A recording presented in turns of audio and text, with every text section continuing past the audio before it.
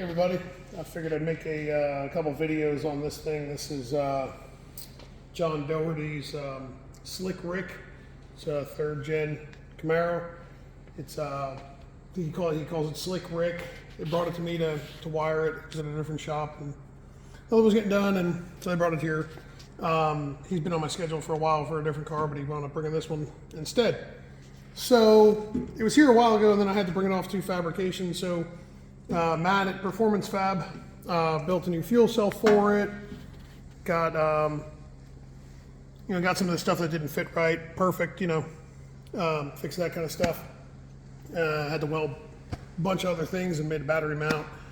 I'll show you all that stuff. But anyway, we got it back a little bit ago, and I've been just kind of working this in as I can. So it's this job is taking me a little longer than normal, but it is what it is.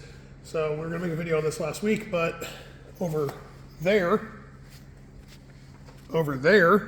there was another car that weren't allowed to see, so we had to wait. So anyway, that car's gone, and now we can tinker with this thing.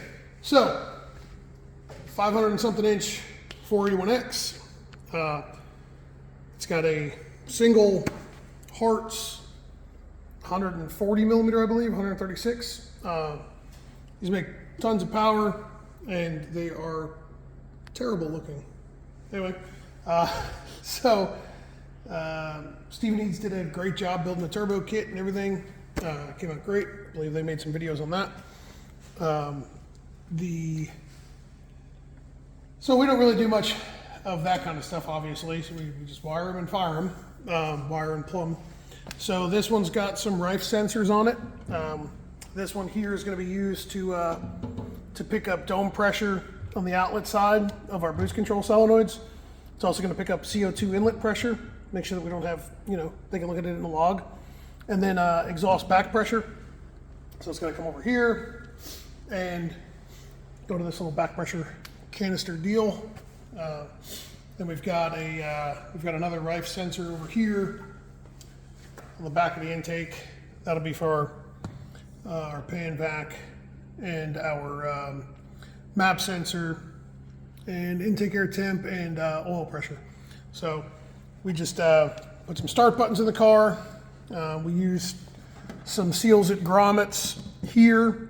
This is going to be where the CDI coil wiring comes through. So we originally were trying to put the CDI coils, they're going to be really hard to see, up on this bar here. But after playing with it multiple times, I wasn't comfortable with how close it was to the engine and to the header. So we used a different coil mount from Maven Performance. And they're down here on this bar here. So they're nice and low. If you look close, we've got up here, there's these LED underglow lights. That's what John wanted. So when this is all done, I'm gonna make some videos on them dancing to music. He was insisting that it would dance, that the lights would dance to Backstreet Boys.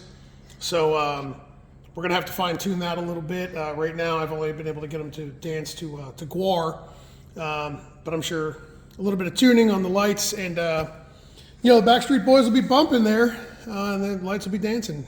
So if you guys know John, you guys all know that he's a huge Backstreet Boy fan. So we want to make sure that he stays happy. So anyway, start buttons over there. We've got a bulkhead connector. So what I do with these things is we mock everything up first, right? Because there's no point in starting to run wires to anything if you don't know where everything's going to go, right? So you kind of have to do all this if you want a good result, good end result. You need to have everything in place, and when I mean everything in place, I mean all the way down to grommets, like where the wire is going to come through, so you can understand, your layout of the harness. Another cool thing that we did. These are pretty sweet. These are from Maven Performance as well. So these are your battery bulkhead connectors, but on rad lock. So there's rad lock on one side, and then it's a stud on the other. So those are pretty sweet. I've used them before. I do like them a lot. So anyway, come over here. Let's look at this. We've got your typical basic street car interior. They did not option for the heated seats, probably in the effort to save weight, but they were after safety, so they got the good race deck seat in the car. The same seats I use in my car. These things are great. Matt also made a mount for the dash. So the dash is up there, 12.3 dash. He wanted it offset, so it wasn't right in his face. I believe he puts a, like somewhere over here, I believe he has a real big mirror that he puts there so that he can make sure his hair's right before he starts filming. And then, make sure that, nothing's blocking the camera for his hair, or, make sure his makeup was done right. If Logan screws up his makeup, it's really a bad deal for them. So they want to make sure that, his eyeliner's right and all that. So we just wanted to offset that dash over there a little bit, just so that John could be primped and proper, So anyway, steering wheel disconnect, the billet extension. We'll be putting the trans brake and the bump button here on this. It's got a that's a 4L60 transmission with lockup. No, I'm kidding. It's the 3-speed or 2-speed 400 with lockup. So we're going to wire up the lockup solenoid and all that kind of stuff, as well as a bump, and it's internal dump or external dump and whole 9 yards. So come around here. We've got more lights. That's where light wiring is coming through the trunk. They go along the whole car.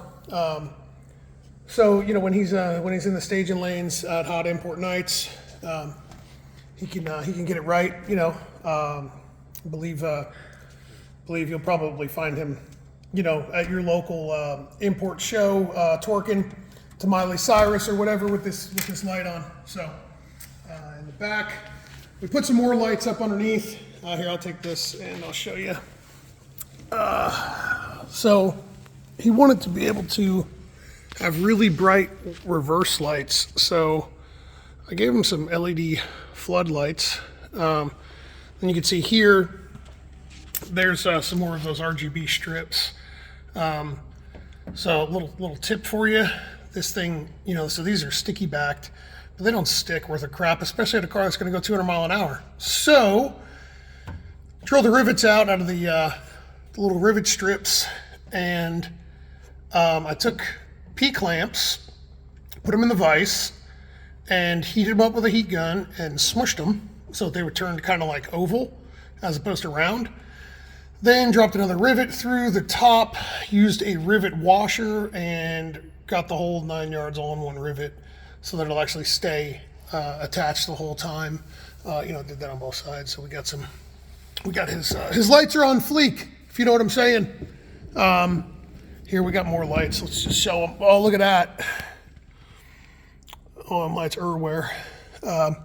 So same thing, we use these are sticky backed, and yeah, there's stuff to stick them to, but we use these little rivet tabs, so you can rivet it down, and then it gives you like a little loop to hold a zip tie to. So just, to make sure that, yes, it's sticky backed and they're stuck on there really well. Prep it with alcohol, they stick a lot better. But I just didn't want to chance something coming off and ruin his, his best in show chances at the car shows and hot import nights. So, or the Sonic meets that he goes to. So anyway, all right, so in the car, let's see. Matt at Performance Fab made us a battery mount. That's a P-Motive battery. Those things are amazing. Troy Baum at Race Wires is a dealer for them, so if you guys are interested in them, hit him up. So he made a good, solid, robust battery mount. One thing that people a lot of times, kind of cheap out on is the battery mounts. This thing, if you get into a wreck and you got like some crappy little battery mount, that thing will kill you because it's coming out.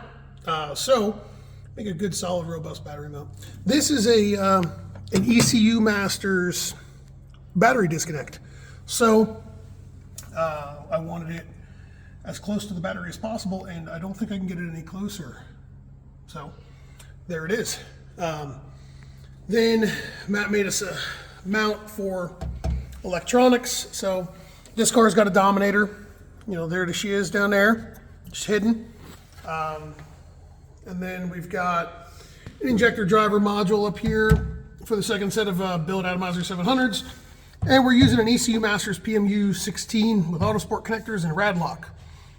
I have not much experience with the ECU Masters stuff. So I was just actually on the phone with Matt Gross. He has more experience with those things. And we kind of got a game plan together of how things need to be to make them happy. There's the inside of those rad lock connectors. On the outside, stud on the inside. Pretty sweet. Then we've got another Rife sensor block over here. So this is for trans mainline pressure, your converter charge pressure, and then we're going to use trans temp off the side of it. So up here, we've got Davis Technologies VPS, a EGT module, and an MSD Pro 600. So the Pro 600 is on a Motion Raceworks mount. The EGT module, I like to put the EGT modules as close as you can to the firewall because what we're going to be using in this car is those Mad Racing Products billet bulkheads. So the wiring that comes with the EGT module is a different type of wire, right? So you can shorten it, but short of replacing the entire lead, you know, and buying a K-type thermocoupler wire independently, you can't lengthen it, right? It's not like you can just like make the wire longer. So we keep the EGT module close to the firewall so that our leads that come from the firewall can be shortened and sized appropriately. We're going to wind up putting the EGT bulkheads. My plan was to put them right here, right next to these start buttons. You know, one on either side so that they can get the headers off and unplug the EGTs nice and easy. So, yep. Next video we make on this thing, we'll just kind of go over some more of the the wiring of this car. So, anyway, let me know what you think. See you.